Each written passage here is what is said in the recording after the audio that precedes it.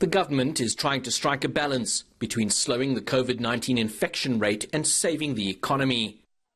And so far, the scales appear to be tipping on the side of public health. That has not made the taxman's job easy.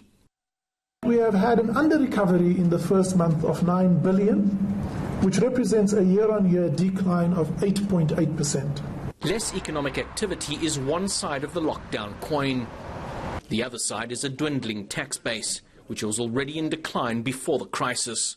We have seen an increase of 1,622 employees retrenched during April this year compared to last year, which is an increase of 9%.